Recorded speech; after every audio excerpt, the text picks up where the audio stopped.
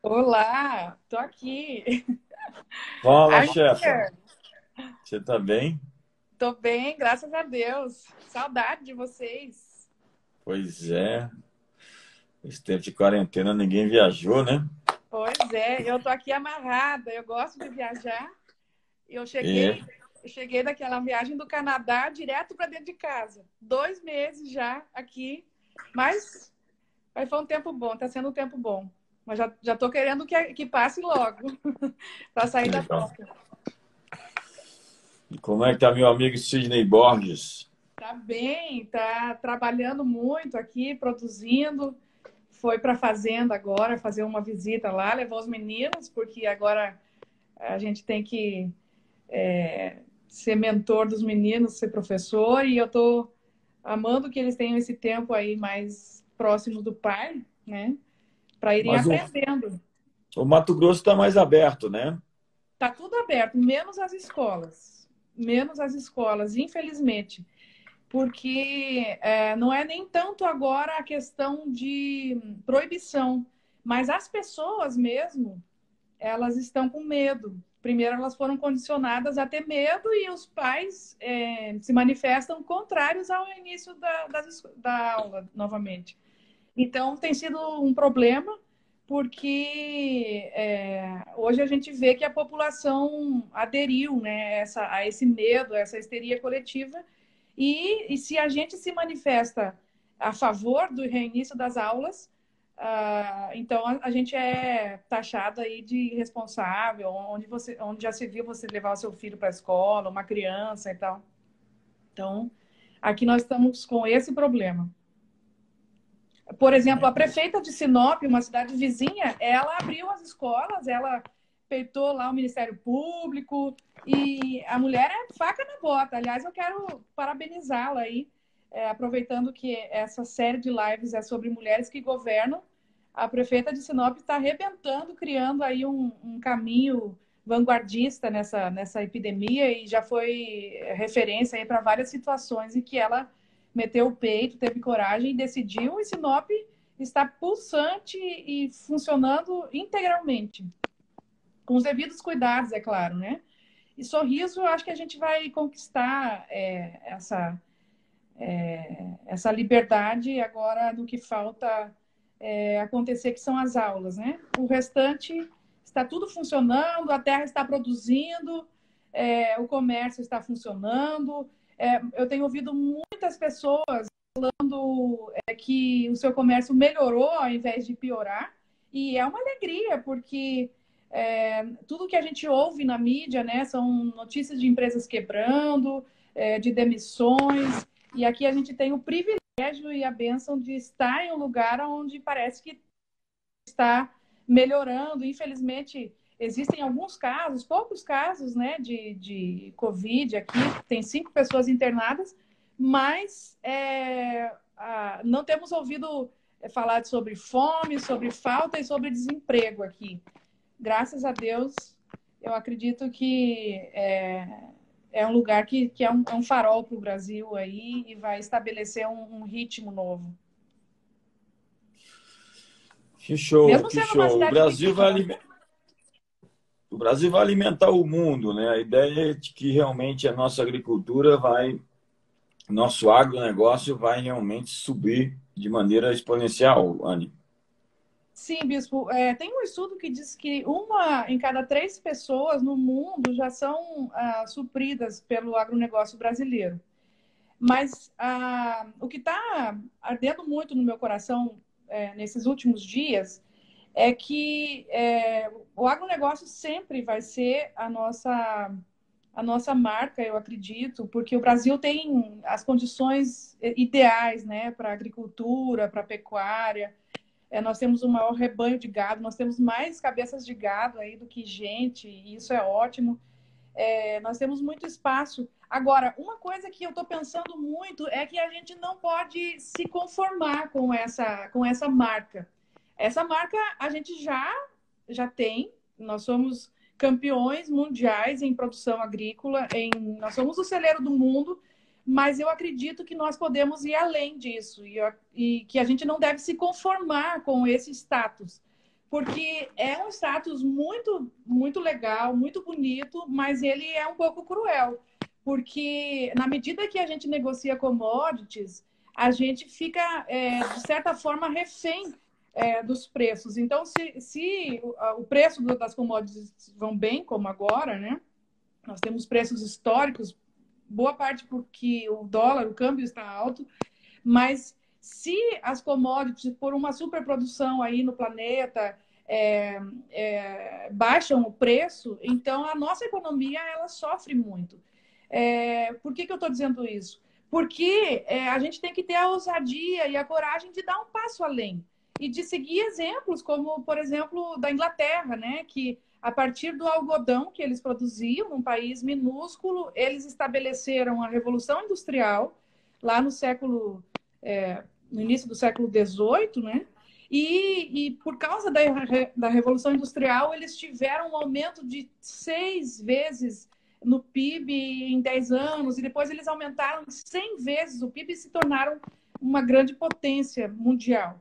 E o Brasil é esse gigante que tem uma produção ímpar, que pode melhorar ainda muito na sua agricultura, em produção. Por exemplo, os Estados Unidos, que é um grande produtor de milho, tem uma produtividade muito maior do que a nossa, e nós podemos chegar lá a essa marca também com tecnologia, com correção de solo, mas nós podemos ir além, nós devemos ir além, porque em tempos como esse, por exemplo, a gente percebe que por o Brasil ter se desindustrializado de uma indústria que já era fraca, né?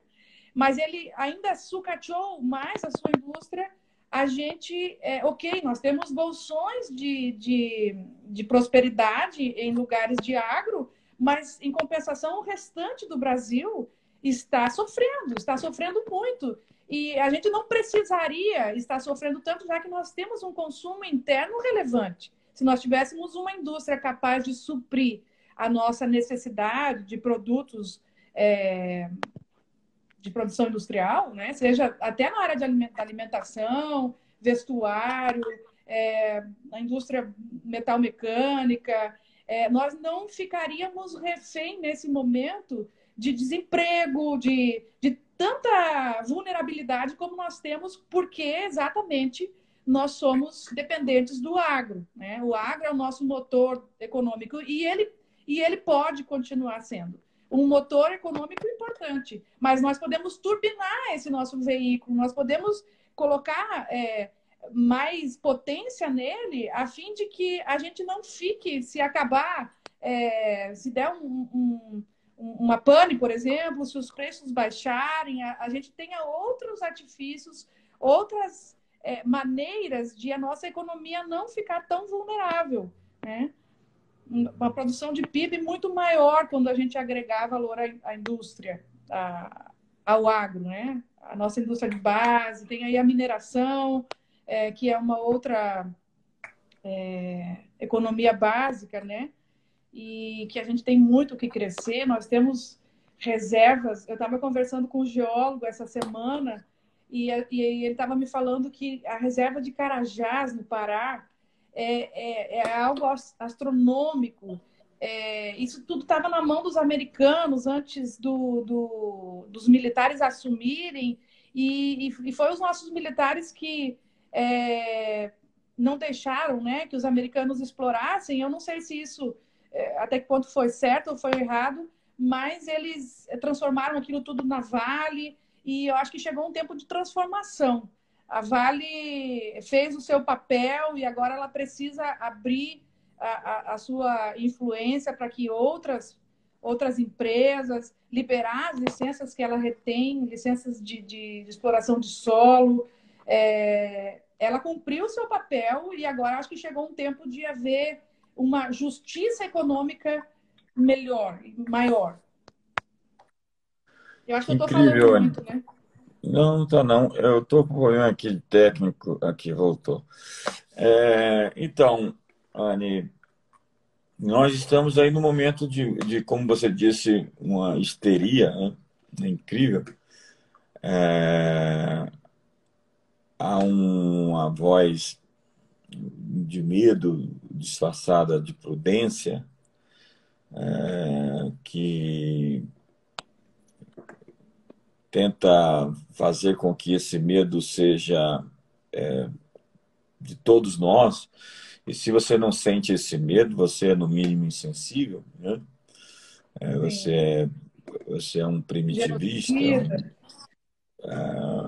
Eu, na verdade, entendo que é como toda gripe, né? As pessoas vão ter que criar imunidade para ela. Todo mundo vai ter que, em algum momento, ter o contato com o vírus. E quanto mais a população pegar, mais imunidade de rebanho a gente vai ter. Só que quando você hoje discorda da opinião de alguns, elas apelam para os fins nobres, né? É o que o Matt Tá Walsh cortando um diz. pouquinho, Bispo. Tu tá me ouvindo agora? Parece que é o seu, O a Bispo tá sua que cortando. tá cortando. Mas a minha internet aqui tá boa. Vou- É, Congelou de novo. alô, Oi. alô, Tá dando um problema alô. técnico aqui. Será que é a sua internet ou a minha? A minha tá. Parece que tá ok aqui. Vamos ver aqui agora. Vamos ver. Como é que tá? Agora parece que melhorou. Só a sua imagem que está um pouco cortando, assim, mas melhorou. Eu vou liberar os Eu comentários estava me aqui para falando. saber se é a minha ou se é a sua. Eu acho que é a sua. Ah, Vamos lá, é? pessoal. Eu acho que é a sua internet que está ruim. Vocês estão me ouvindo bem aí? Vocês Vamos estão por ver. aí? Vocês estão me Como vendo é que tá bem? aí, pessoal? De quem que é a imagem que está ruim? Me diz aí. Eu não tô te enxergando, Bispo. Eu tô me vendo, mas não tô É, te vendo. sumiu agora, Os né? dois tá ruim? Agora está ok. Ok. Anne, a sua internet é que está ruim. Você está Não, na a minha tá internet. boa. Aqui tá tudo bem, a economia vai bem, aqui tá tudo aberto, aqui tá tudo funcionando, inclusive a internet. Eu acho que é essa sua internet que tá ruim. O pessoal está dizendo aqui que é você, entendeu? Ah, é? A culpa é do sacristão. Agora voltou. Agora estão dizendo que voltou. Mas, Anne, Você estava me falando sobre a histeria e o medo. por que que o olhar das pessoas é tão ruim? A gente está vivendo num mundo. Eu tenho muitos dados, né? Eu gosto dessas informações. Eu vou começar a escrever e soltar essas informações agora de maneira mais maciça. Hoje, uma pessoa comum ouve mais relatos negativos durante uma semana do que alguém 50 anos atrás ouviria durante toda a vida. Nós temos um apetite por má notícia e manipulamos a informação para parecer ainda mais dramática. É aquela história da pessoa que diz: eu tenho úlcera, mas a sua não sangra. Então, parece que alguém tem que sempre superar o outro em dramaticidade do que está acontecendo com ela. Algumas pessoas só conseguem olhar o que está errado. Algumas pessoas ouvem para aprender, outras ouvem para criticar, né? Sim, Nós dizemos que o índice de desemprego é de 8,7%, quando poderíamos dizer que 91,3% das pessoas estão tem trabalhando, emprego. o que muda completamente a perspectiva, né? Nós falamos de doenças, de pestes, estamos realmente enfatizando tudo isso todo o tempo, e isso parece que faz as pessoas adoecer. Exatamente. Mas eu queria trazer uma outra perspectiva de que, apesar de que nós temos um acesso muito maior hoje a notícias ruins, em compensação, o acesso que nós temos à informação é incomparável a boas informações. As fontes existem, as boas fontes existem, basta que você procure por elas. Tem aquele livro Abundância que o senhor me indicou, que é excelente. Ele fala que hoje um guerreiro de uma tribo Maasai lá na África, ele tem mais informação no seu telefone do que o governo americano inteiro há 20 anos atrás. Então, se nós temos acesso a notícias ruins, muito maior é o acesso a notícias boas. Basta a gente escolher aonde a gente vai procurar. Qual a notícia vai alimentar a nossa mente? E eu estava exatamente pensando sobre isso. Que, na verdade, a gente foi chamado para uma briga rasteira, tendo discussões que não precisam e não devem ser discutidas. Por exemplo, olha, vamos discutir entre a economia e a saúde, entre estar em casa ou não, entre tomar hidroxicloroquina ou não. Será que é bom? Será que não é? Tem coisas que, na medida que você se dispõe a discutir, você abraça aquela briga rasteira e tudo mais fica paralisado. Então, eu acho que a gente deve ter um olhar de discutir sobre o que vai acontecer. E o que vai acontecer?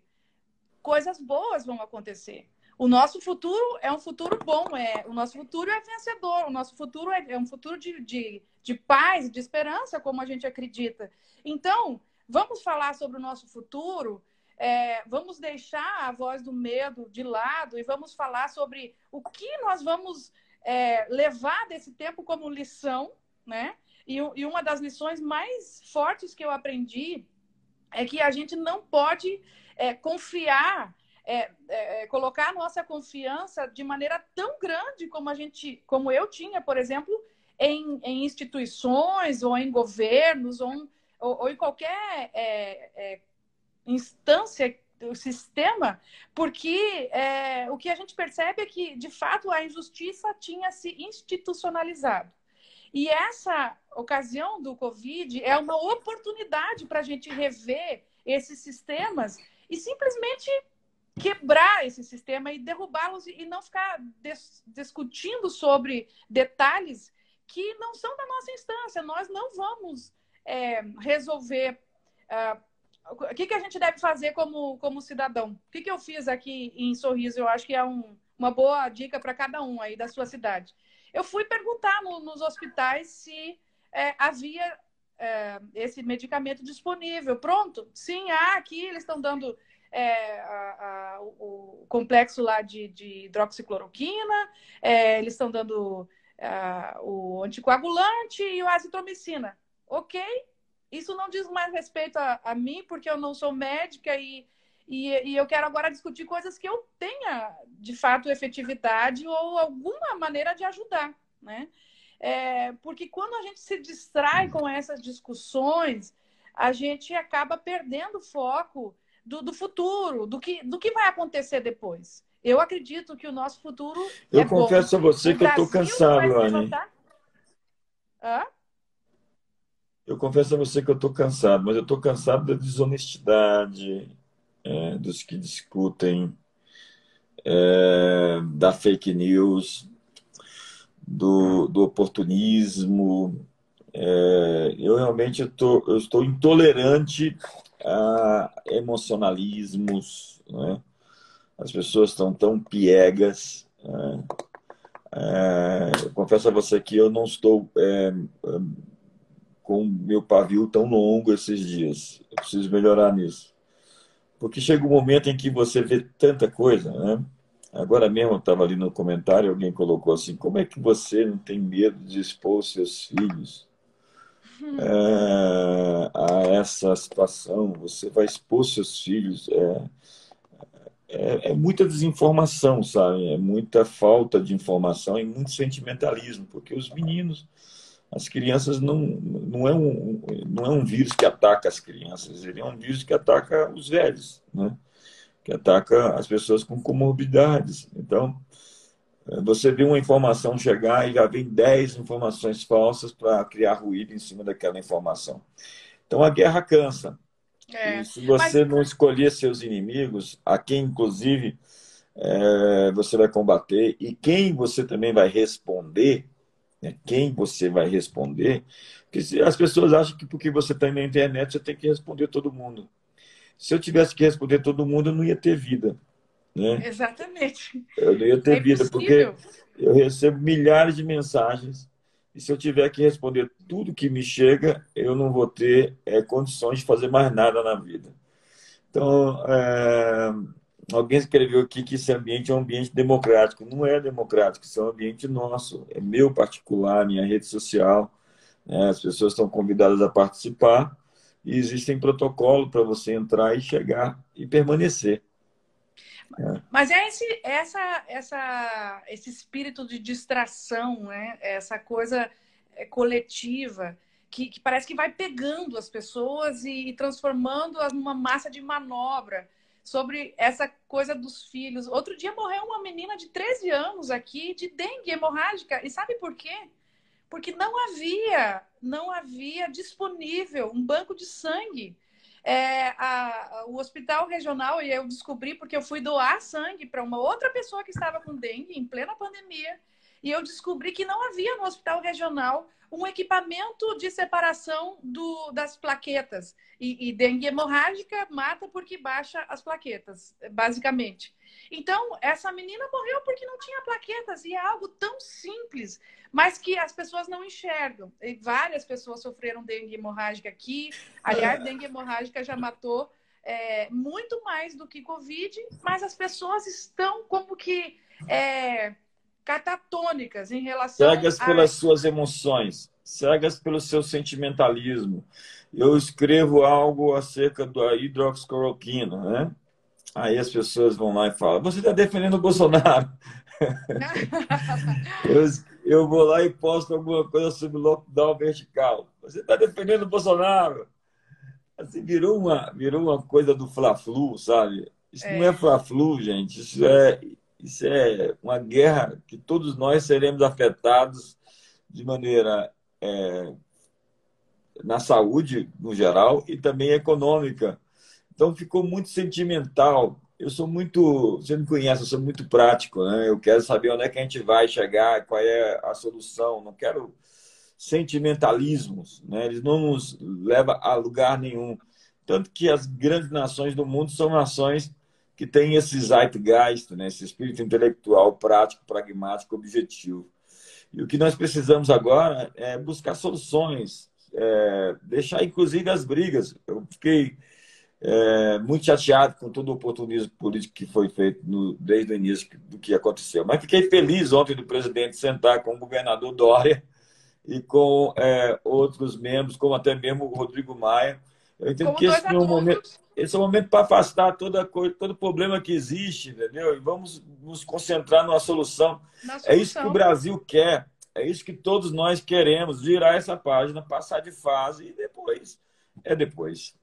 E como o Brasil vai se posicionar nesse momento de mudança global, né? Da dinâmica do comércio, das exportações, a balança comercial. Como o Brasil vai se posicionar em relação aos outros países, né? A quem ele fornece o seu agro? Bom, o nosso agro vai praticamente todo para a China. Tem uma imagem de satélite aí impressionante de centenas e centenas de navios se dirigindo para a Ásia. Mas a Ásia é muito maior do que apenas a China. Será que a gente pode abrir outros canais de Isso negociação? significa que Ou a será China que... precisa mais da gente do que a gente deles. Claro! A China morre se não tiver o nosso agro. Nós não morremos se não vivermos das bugigangas que eles produzem. Agora, eu peguei pesado, mas nós temos que parar de nos comportar como vítimas e como vira-latas como país. E pensar que nós temos uma indústria fantástica que é a terra, mas que a gente pode ir além, dar um passo adiante e nos posicionar e falar, ok, você precisa do meu alimento, mas vamos negociar, vamos renegociar os termos. O Trump fez isso nos Estados Unidos. E agora, provavelmente, essa pandemia é uma retaliação ao posicionamento dele.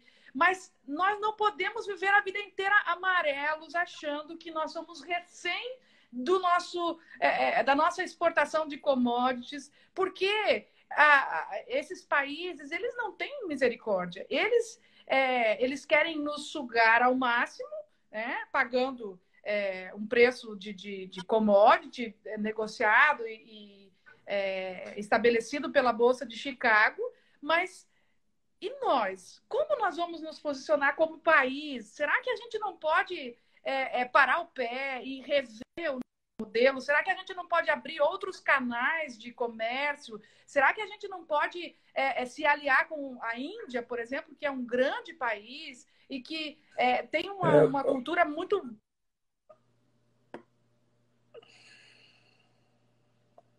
Sua internet está dando problema, Anne. Internet está dando problema. Alô? Alô? Voltou? A minha internet... Eu estou conseguindo me ver aqui. Eu estou conseguindo aqui me ver. Mas a sua internet, deixa eu ativar os comentários para agora parece que saber. voltou, né? Então, deixa eu te falar, Anne. A China parece que se deu mal, né? Porque a Austrália, a Suécia, Reino Unido, Estados Unidos, Japão, a própria Índia estão movendo as empresas da China para os seus próprios países, a fim de que eles não tenham mais problemas futuros com aquilo que a China mostrou-se muito instável. E as 4 pandemias que a gente teve aí, né? As 4 gripes pesadas, gripe aviária, gripe suína, SARS, Covid-19, todos vieram de lá da China. E apesar disso, deixa eu dar algumas informações. Você está me ouvindo? Está me ouvindo? Está cortando um Tá pouco. me ouvindo? O senhor falou sobre as 4 pandemias que vieram da China e agora voltou. Então, nós temos uma expectativa de vida em grande aumento desde aí a Idade Média, né? Desde os anos 1500, de 20, 30, 40, 50, 60, 70 anos. O ser humano está vivendo mais. Muito mais e melhor. E o mundo não está piorando, ao que tudo parece. Olha só. Os idosos mais saudáveis demoram a sentir os efeitos da idade, né? Você, por exemplo, não parece que tem 50 anos. Olha, eu tô derrubada, viu? Essa quarentena não me fez bem. Eu sou uma pessoa muito dinâmica, eu preciso viajar para minha pele ficar melhor, eu preciso ver outras pessoas. E aí eu fico parecendo que eu tenho 50, quando na verdade eu tenho 20, né? Não, você não parece que tem 50. A mortalidade infantil caiu em um século, 75%. 1 em cada 5 crianças morriam antes de 1 ano de vida. Em 2003, foi 1 em cada 17. Apesar de todo o terrorismo ambiental das ONGs verdes, a poluição do ar caiu nas últimas 3 décadas. E não é somente o ar que está melhorando, a água que chega à sua torneira é muito mais limpa. A média de suprimento alimentar diário aumentou significativamente. Nesse período, a desnutrição crônica das nações diminuiu de 37% para 17%. Ou seja, as pessoas nunca tiveram tão bem alimentadas como estão hoje. O acesso à água potável cresceu dramaticamente. Infraestrutura, escoamento de produção, portos, aeroportos, rodovias, ferrovias. Voltemos ao século passado, pensemos em 1920. Estamos agora em 1920. Se você vive hoje 100 anos atrás. em Sorriso, você vive melhor do que os reis há 100 anos atrás. Sem dúvida. No início do século XX, a população da Terra era de 1,6 bilhões de habitantes. Hoje nós somos mais de 7 bilhões. Em 2045 vamos ter 9 bilhões. Daí toda a teoria da conspiração, da vacina que vai fazer as pessoas ficarem estéreis. É o Bill Gates, né? Bill Gates agora é o inimigo da vez. E Né? ele, e ele, e ele, Capitalismo. e eu sei o que que ele lê, eu sei o que que ele lê, e eu sei que a partir do que lê, o que ele pensa, porque ele gosta do Steven Pinker, né? É, Gosta do e Harari também ou não? o Pinker também. O Pinker tem dados muito interessantes sobre a violência, como a violência baixou na história. A possibilidade de você morrer morto, assassinado no século XXI é infinitamente menor do que se você tivesse há 200, 300 anos atrás. Ou seja, a violência realmente diminuiu. Só para contar aqui, quando tinham 4 pessoas no mundo, um matou o irmão, então nós tivemos 25% de violência. É um quatro, né? É uma piada sem graça. Então, nós temos recursos para virar qualquer jogo, né? É a falta de fé, a falta de confiança em Deus que faz a gente apelar para a indústria do aborto, eugenia, eutanásia, genocídio, engenharia social. Vamos falar das mulheres hoje. Em 1920, as mulheres não podiam votar nos Estados Unidos, né? Especialmente nos Estados Unidos. Depois de século de opressão, as mulheres estão de volta ao lugar onde Deus lhes deu na sociedade. E para isso você não precisa ser feminista. Você só tem que ser feminina. Hoje as mulheres arrebentam no mercado de trabalho, são líderes no mundo dos negócios, na política, na educação, na igreja, em cada campo de atividade. Em 1988, no Brasil, a escravidão era legal, até 1863, nos Estados Unidos. Por justiça poética, há alguns anos atrás, nós tivemos uma pessoa negra que foi presidente da maior nação do mundo. Em 1900, apenas 12,4% da população mundial tinha liberdade de direito de voto. Hoje são 44% da população mundial vivendo em zonas livres e 18% em nações parcialmente livres. As pessoas falam, mas a imoralidade, homossexualidade, seitas, ocultismo, tudo isso existiu na história do mundo, entendeu? As pessoas falam assim, a nova era está tomando conta do mundo. Querido, o mundo antigo tinha mitologia grega, feitiçaria, bruxaria, babilônica, egípcia, os panteões dos mais variados deuses. Ontem você tem uma estatística que, na época do cristianismo primitivo, nós tínhamos 1 para cada 360 pessoas que eram cristãs. 1 para 360. Quando a gente chega na Idade Média, nós temos aí 1 para 200, 1 para 100 e poucos. Né? Hoje é 1 para cada 3. Entenda que o cristianismo nunca foi tão... as pessoas falam, mas o islamismo está avançando. Você não tem as informações certas. É verdade que Eles são mais biologicamente eles eficientes, talvez, crescem. em comunicar, né, a sua estratégia. Mas milhares de pessoas estão se convertendo todos os dias. E são milhares de verdade.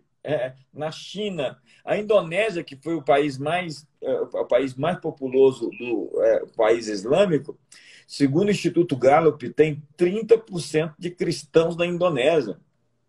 Essas informações não são passadas oficialmente, mas a Indonésia está se tornando um país cristão. Assim como a China. A China tem uma igreja subterrânea poderosíssima. A África está sendo invadida pelo Evangelho. Fortalezas de países com tradição budista, islâmica e ateístas estão caindo. Mas hoje as pessoas querem se concentrar no que deu errado. O que eu tenho a dizer? Eu tenho a dizer que nós estamos vencendo com lutas, com Covid-19, com sentimentalismo barato, com marxismo cultural, com emissoras ideologicamente ou financeiramente orientadas, né, politicamente orientadas. A guerra existe. As pessoas me disseram, Anne, mas nós estamos no início das dores. Amados, amigos, o início das dores começou há 2000 anos, quantos falsos cristos, quantos terremotos, quantas Pestes. guerras, rumores de guerras, pestes aconteceram desde o sermão de Mateus 24, pelo amor de Deus. Eu falei que eu estou meio intolerante. Então, eu fico muito impaciente de ficar defendendo algo que é muito óbvio. É muito óbvio de que tudo isso aconteceu e tem acontecido na história. O imperador Marco Aurélio morreu no ano 160 e alguma coisa por conta de uma dessas pestes. A gente teve a peste negra no século XIV, que matou um terço da população europeia. Tivemos a gripe espanhola no século XX, início do século XX, que matou muita gente também. Muito mais gente do que vai matar agora o Covid-19. E não teve esse estardalhaço todo. Não estou dizendo que não é importante você tomar cuidado. Eu estou dizendo que existem exageros motivados por uma agenda. Mas o meu ponto é, não faça parte da histeria. Seja o povo da esperança. Seja um profeta da esperança.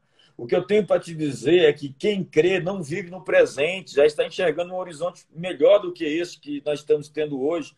E o que eu tenho para te dizer é que o mundo nunca foi tão melhor como é hoje. Exatamente. E um texto que está falando muito ao meu coração nesses dias, quem me deu ele foi a Marinês, lá de Marabá, não sei se ela está aqui, Atos 3:21, que fala o seguinte, que os céus detêm Jesus até que haja a restauração de todas as coisas. Então, se a gente está vendo coisas que ainda não foram renovadas ou restauradas, é porque ainda não chegou ao fim. E eu acredito que a gente está vivendo, sim, o Apocalipse, mas não por esse viés de derrota. Apocalipse é revelação, é redenção de todas as coisas. Então, o Xi Jinping falou no início desse ano que a trombeta soou. Eu acredito que uma trombeta soou, sim. Ele disse que esse seria um ano histórico, mas em direção a um grande finale de redenção de tudo aquilo que precisa ser redimido e renovado. Eu acredito que a gente está caminhando com dores e aflições, sim, mas rumo à redenção, rumo a uma vitória completa onde a gente não vai mais precisar lidar com essas coisas que hoje nos puxam para baixo, em uma briga rasteira, como eu disse, e que o nosso coração deve estar firme na esperança de que a gente está caminhando para um futuro melhor. E eu acredito muito nisso. Apesar das dores, a nossa vida terrena aqui, tal qual a gente a vê, com um corpo que é corruptível, é muito breve em relação à eternidade. Mas a eternidade que nós vamos viver é algo completamente bom e maravilhoso. E eu creio, sim, que os poderes estão sendo julgados, os poderes desse mundo tenebroso, como a Bíblia fala, e que toda injustiça ela vai ser paulatinamente derrubada. E que tudo o que estiver errado, todo o poder que se levanta para estabelecer um trono de injustiça está sendo julgado. E para isso acontecer, claro, é necessário que haja guerra, é necessário que haja enfrentamento, mas a gente já sabe quem é o vencedor. Já sabe que nós estamos do lado certo, daqueles que vencem. E que essa terra, ela faz parte desse plano e não o contrário. Essa terra será redimida junto conosco em tudo aquilo que Deus estabeleceu antes da fundação do mundo. Eu acho que agora eu tô querendo pregar aqui. Olha só a declaração do Steven Pinker. O Pinker não gosta muito da gente, né? Ele é um ateísta. Só que ele trabalha com dados frios, matemáticos. Pinker escreve: a Inglaterra, Canadá e muitos outros países industrializados também têm visto suas taxas de homicídios caírem na última década. Entre os 88 países com dados confiáveis, 67 viram declínio nos últimos 15 anos. Taxas de estupro ou agressão sexual e de violência contra parceiros íntimos foram afundando por décadas e são agora um quarto ou menos de seus picos do que no passado. Ele tem gráficos aqui interessantíssimo. Tem um declínio da pobreza em nível mundial desde 1820 até 2010, que mostra um declínio acentuado da miséria no mundo. A expansão da fé cristã é incrível, como nós estamos tendo tantas pessoas. Alguns podem dizer, existem bolsões, né, islâmicos na Europa hoje, principalmente no Belgequistão, perdão, na Bélgica, na Inglaterra, né, especialmente ali na periferia de Londres, ali aos arredores. Também temos isso lá em Paris. É incrível como Paris se islamizou, né? Tá tão diferente de tudo aquilo que a gente viu antes. É verdade, são desafios locais, né? São desafios bem contundentes para aquele pessoal que está ali. Mas pensando de maneira macro, no geral, a fé cristã, nós temos avançado muito, muito mais do que a fé islâmica. Isso em todas as perspectivas: América Latina, África, Ásia e Oriente Médio, né? Existe um dado aqui também interessante. Eu vou ler a Bíblia para você. O seu domínio aumentará e haverá paz sem fim sobre o trono de Davi, sobre o seu reino, para estabelecê-lo e firmá-lo em retidão e em justiça, desde agora e para sempre. A minha mensagem é o reino de Deus. Eu não mudei. É, eu não mudei a minha mensagem com o Covid-19, né? Com a manipulação que foi feita a partir dessa proposta globalista. Eu vi o Yuval Noah Harari falar sobre a oportunidade de um momento como esse para se implementar uma governança global. Eu vi até o Lula falar isso, vi outras pessoas no mundo todo falar: agora é a hora de um governo global. Quando o caos chegar, e essa foi minha mensagem de ontem, eu desafio vocês a assistirem. Foi muito boa. Deus faz seu caminho na tempestade. Deus é especialista em caos, em pegar o vale de ossos secos e transformar num grande exército. Nós, a igreja, de 2000 anos para cá, somos especialistas em crise. É nessas horas de crise que, ao invés do governo globalista do anticristo, nós vamos trazer o governo de Deus para a Terra. Então, eu sou muito empolgado com tudo isso e creio que realmente nós estamos vivendo um momento de muita batalha, muita dificuldade. Mas a nossa maior dificuldade são os nossos olhos, é o nosso olhar, é a nossa lógica, é a nossa mentalidade, o nosso mindset, são os óculos que nós colocamos para enxergar a vida.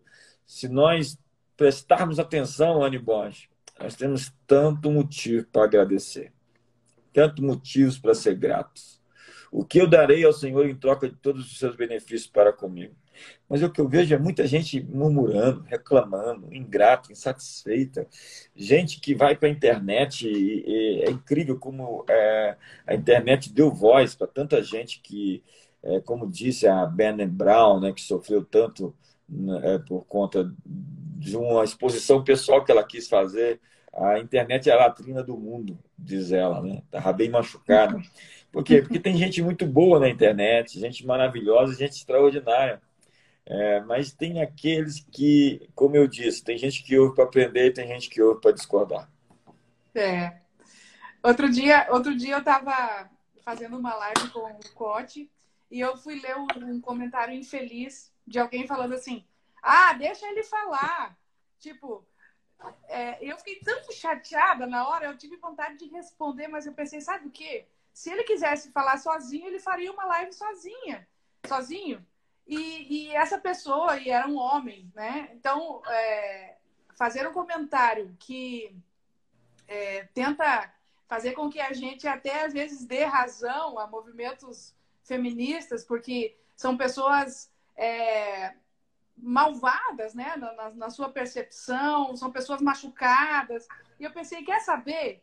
Eu não vou deixar esse comentário me tirar do foco. E aí simplesmente tirei os comentários e não lembrei mais disso. Lembrei agora que o senhor está falando que as pessoas elas querem um meio para divulgar a sua dor, as suas próprias feridas, e elas querem fazer isso através de outros, né?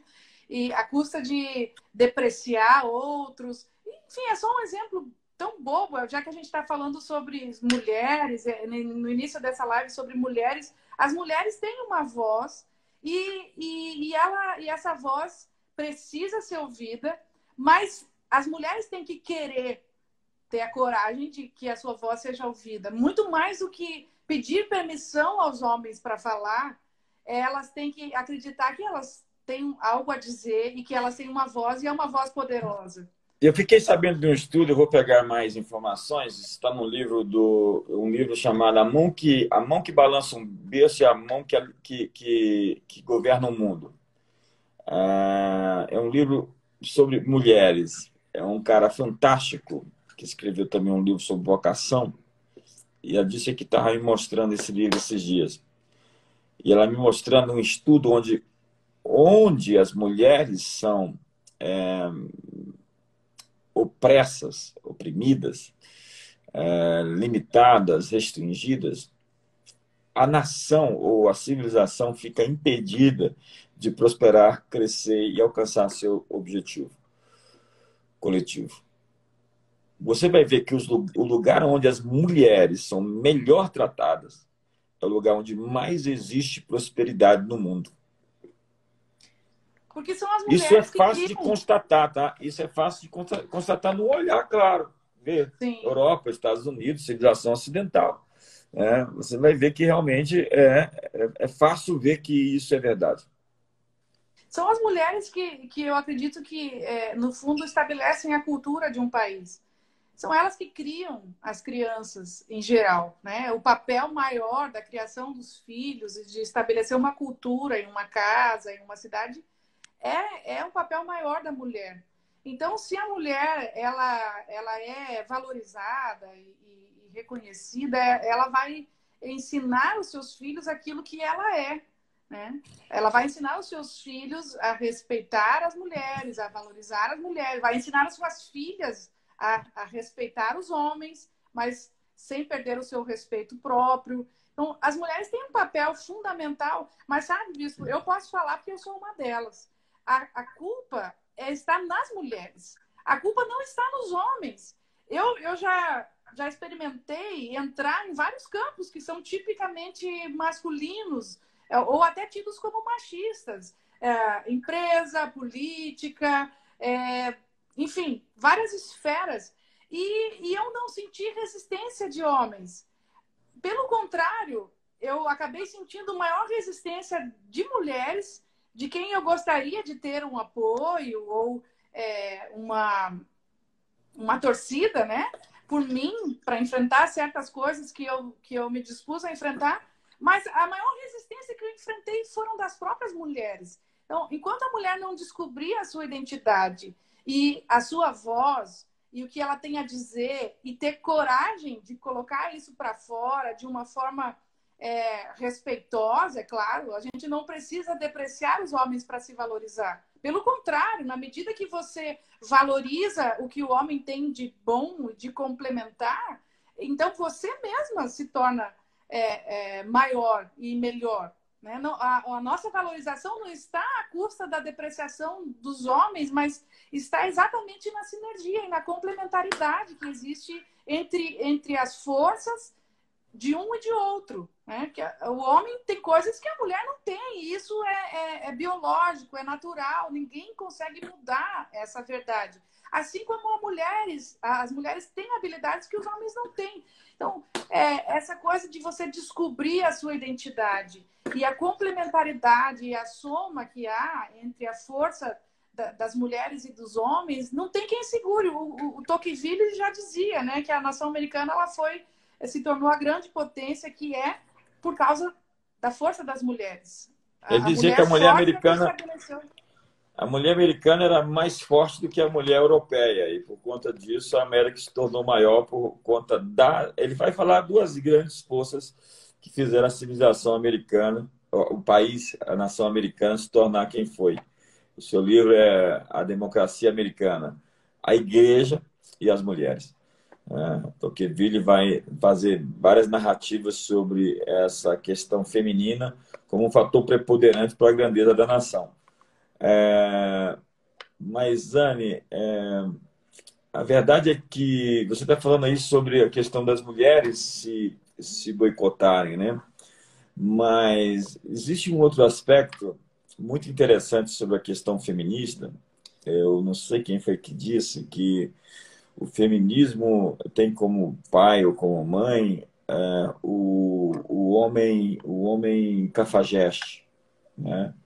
A feminista, ela sempre é feminista porque encontrou um cara que não valia nada, né? Ou alguns que não valiam nada. Eu tinha um pai que...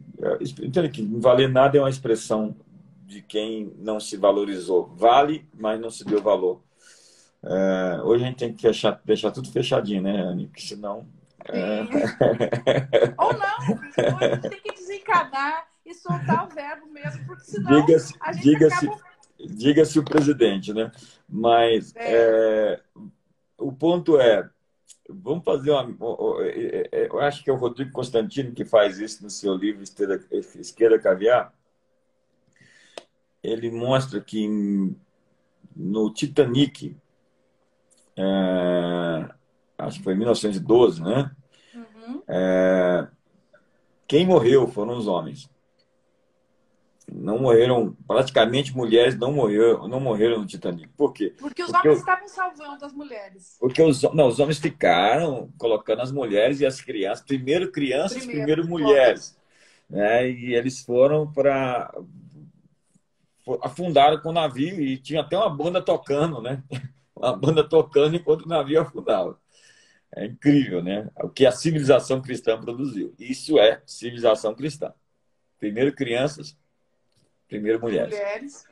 Agora, em 1986, afundou um navio aqui na Grécia e quem morreram foram as mulheres. Porque os homens passaram por cima delas e atropelaram elas. Foi em 96. Eu tenho essas informações aqui escritas, inclusive, posso passar para quem precisar. Por quê? Por conta desse O discurso feminismo. feminista, de que você não pode abrir a porta mais para a mulher, Sim. você não pode tratar ela como uma dondoca, né? Uma criatura mais sensível, né? Que são mais sensíveis, né? Eu não sei por que mulher chora, né? Mulher não pode mais nem chorar, tem que ser. E agora quem chora é os homens, Anny. Esse feminismo criou os metrosexuais, os caras É, super sensibilizados, né? Agora se inventou, inclusive a Gillette estava por trás dessa propaganda, né? A tal da masculinidade top. tóxica. Ou seja, você não pode mais falar grosso, né? Você tem que falar fininho, né? E você tem que passar Ah, eu lembrei do cremezinho vídeo. debaixo do cotovelo, né? Vestir roupas femininas, né? É incrível como que o feminismo tirou a força dos homens, que é a Sim. função natural de um homem, proteger, guardar sua casa, sua família, sua esposa. É instintivo, está dentro de nós, é primitivo dentro de nós proteger. Eu não preciso piscar para defender minhas filhas aqui em casa, entendeu? Não, é uma coisa que eu vou fazer, dar minha vida pela minha família, não é algo que passa pela mente, é algo que está gravado dentro de mim, faz parte de quem eu sou. E a verdade é que essa agenda, que tem também como pauta o feminismo, roubou, né, todos esses altos valores que são contribuições, mais que contribuições, fundamentações da civilização ocidental judaica cristã, que são valores bíblicos.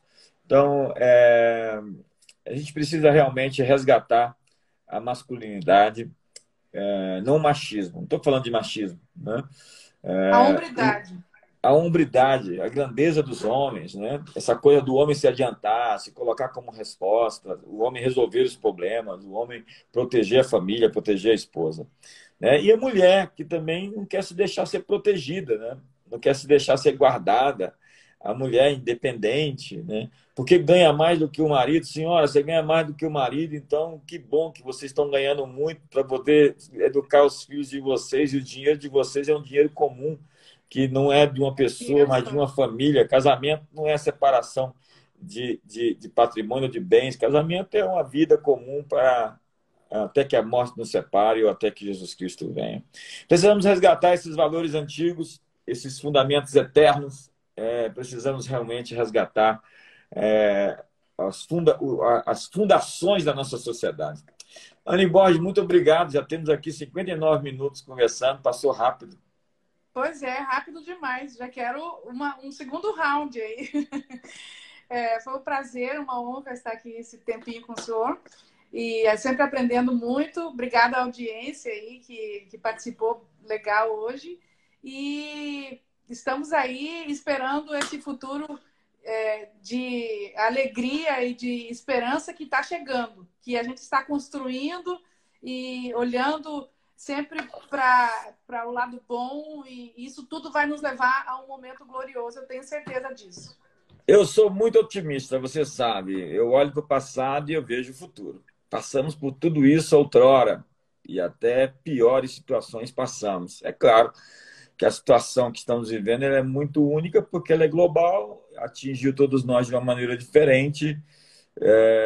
Eu creio que existe muito dramatização em alguns aspectos, né? Sentimentalismo, pessoas piegas, né, no comando de situações como essa. Precisamos de liderança.